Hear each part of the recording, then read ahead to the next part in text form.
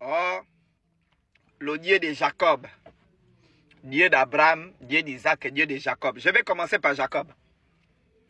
Je vais te dire qui était Jacob. Dans la Bible judéo-chrétienne, Jacob était un grand voleur. Jacob, hein?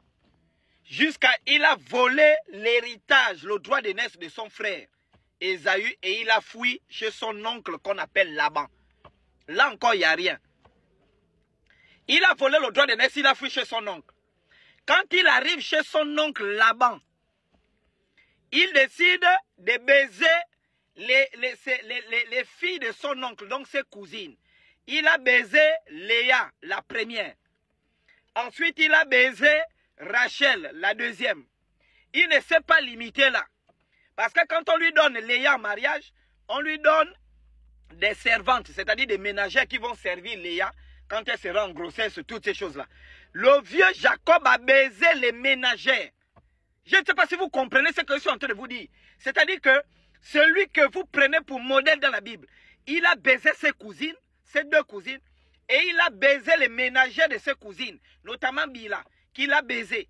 Et comme Bila était de la même génération que son premier fils Ruben, qu'il a eu avec Léa, Ruben, le fils de Jacob, a baisé la femme de son père. C'est-à-dire que voilà des gens que vous prenez pour modèle. Vous me dites Dieu d'Abraham. Abraham était dans le désert. Genèse 12. Il était à Our, en Mésopotamie. On lui a dit, sors de la maison de ton père, sors de la maison de ta mère. Va en Égypte. Il est parti en Égypte, il avait faim. Et quand il arrive en Égypte, il voit la grandeur de l'Égypte, le développement scientifique, économique, agricole et moral des Égyptiens. Il est perdu. Et Pharaon le voit, il est en train de jouer avec sa femme. Pharaon l'appelle pour dire, la fille avec qui tu joues là, c'est qui? Le gars a nié sa propre femme. Il a dit, oh, c'est pas ma femme. Il a nié sa femme. Pharaon a dit, ok, amène-moi sa femme. Pharaon a baisé Sarah. Malgré tout ce qu'il veut faire, Pharaon a baisé, il a sodomisé Sarah. Et quand il baise Sarah, c'est pourquoi vous avez la guerre entre les Juifs et les Arabes. Parce que les Arabes estiment que Isaac n'est pas le fils d'Abraham, c'est le fils d'un pharaon. Et que le fils légitime, c'est Ismaël. Il a baisé Sarah. Et voici les ancêtres, les autres que vous venez prendre pour modèle. Oh Dieu d'Abraham, Dieu d'Isaac et de Jacob. Et vous, vos propres ancêtres, vous dites, ils ont fait quoi pour l'Afrique? C'était des traîtres. Et, ils nous ont vendus. Des gens qui étaient pauvres, qui n'arrivaient même pas. Moi, je suis fier. Vive l'identité africaine. Vive la restauration de notre peuple. Vive le retour de l'Afrique sur l'échelle mondiale.